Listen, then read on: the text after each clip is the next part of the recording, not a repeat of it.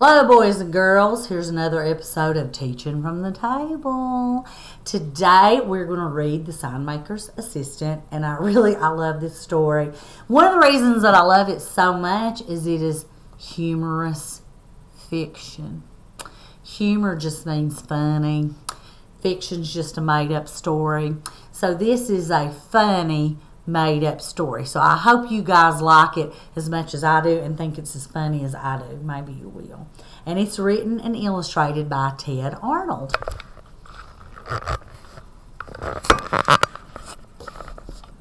And right there he is.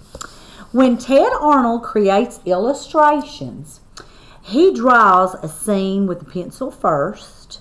Next, using brown and blue watercolors, he paints the shadows around the edges.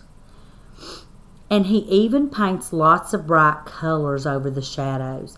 The next step is rather unusual. Mr. Arnold makes tiny scribbles all over with colored pencils and outlines everything in black.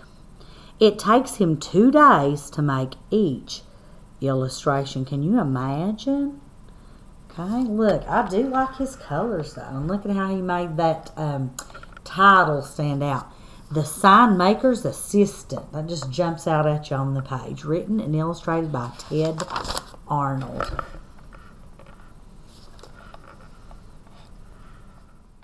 Let me see here. I always have trouble with my camera.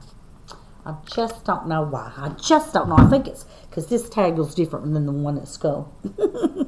Everyone in town agreed the old Signmaker did the finest work for miles around. Under his brush, ordinary letters became beautiful words. Words of wisdom, words of warning, or words that simply said which door to use.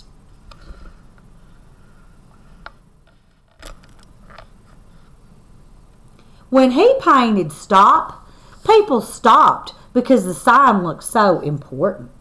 Please keep off the, when he painted please creep off the grass, they kept off because the sign was polite and sensible.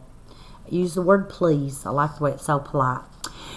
When he painted good food, they just naturally became hungry. People thanked the Signmaker and they paid him well. But the kind old man never failed to say, I couldn't have done it without Norman's help.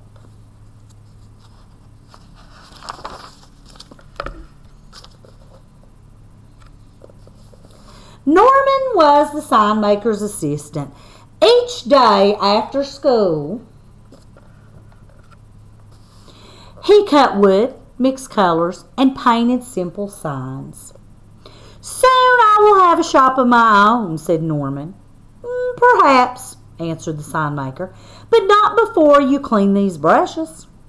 One day after his work was done, Norman stood at a window over the sign shop and watched the people. They stopped at the stop sign. They entered at the enter sign. They ate under the good food sign. That's a sign I'd want to be under, the one that says good food. They do whatever the signs say, said Norman to himself.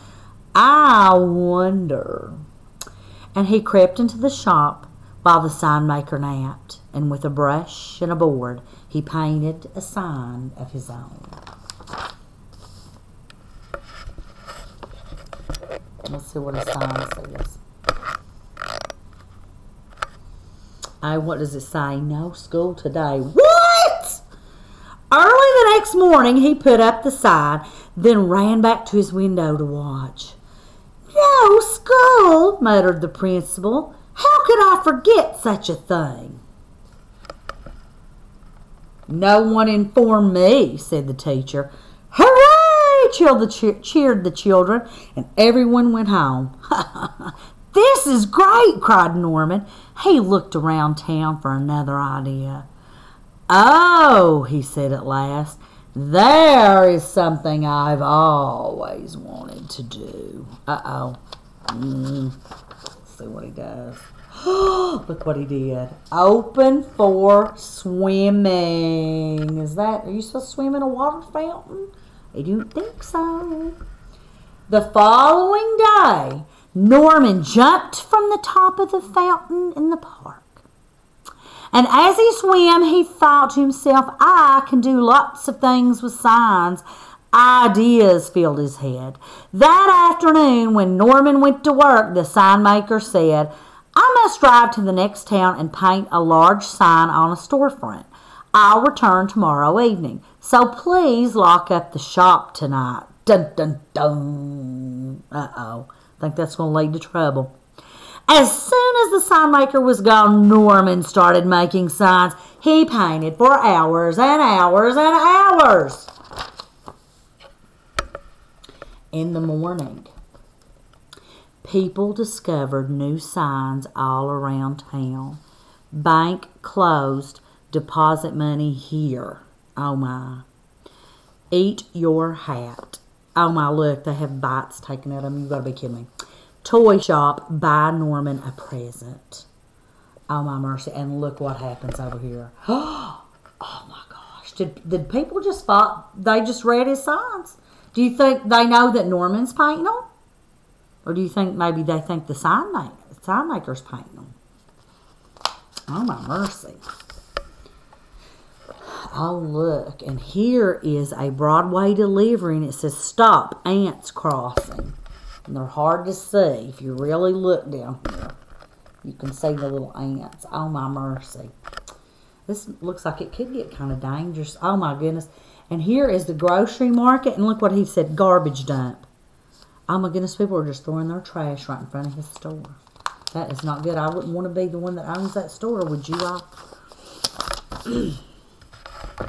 Norman watched. He watched it all. And he laughed until tears came into his eyes. But soon he saw people becoming angry. The sign maker's playing tricks, they shouted. He has made fools of us. And so the teacher tore down the no school today sign. Suddenly people were tearing down all of the signs, not just the new ones, but every single sign the sign maker had ever painted. Then the real trouble started. Without store signs, shoppers became confused. Without stop signs, drivers didn't know when to stop. And without street signs, firemen became lost. Oh, that would not be good. Not good at all. In the evening, when the sign maker returned from his work in the next town, he knew nothing of Norman's tricks. An angry crowd of people met him at the back door of his shop, and they chased him into the woods. Oh, and he doesn't even know what's going on. As Norman watched, he suddenly realized that without signs and without the sign maker, the town was in danger. It's all my fault, cried Norman. But no one was listening.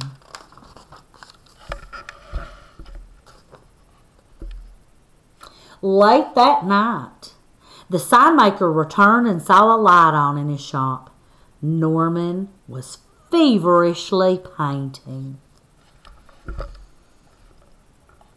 And while the town slept and the sign maker watched, Norman put up stop signs, shop signs, street signs, danger signs, welcome signs, in and out signs, large and small signs, new and beautiful signs. He returned all of his presents and he cleared away the garbage at the grocery store. It was morning when he finished putting up his last sign for the entire town to see. And it says, don't blame the sign maker. I tricked you and I'm sorry, Norman. So he went back and he fixed everything that he had done wrong, didn't he? Norman. Then Norman packed his things and he locked up the shop, but as he turned to go, he discovered the sign maker and all the townspeople gathered at the door. I know that you're angry with me for what I did, said Norman with downcast eyes, so I'm leaving. Oh, we were angry, all right, answered the school principal, but we were also fools for obeying such signs without thinking.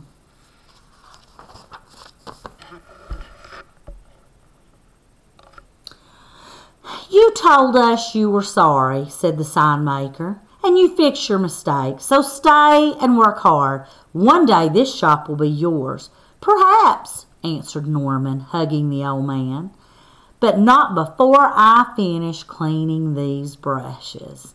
The end. Have you all ever done something that wasn't so nice and somebody forgave you for it? I bet that's kind of happened to everybody, but you try to fix it and you say you're sorry and they forgive you for it. I know what's happened to me. I'm glad the people forgave me too. See you all soon. Love you, mean it. Bye.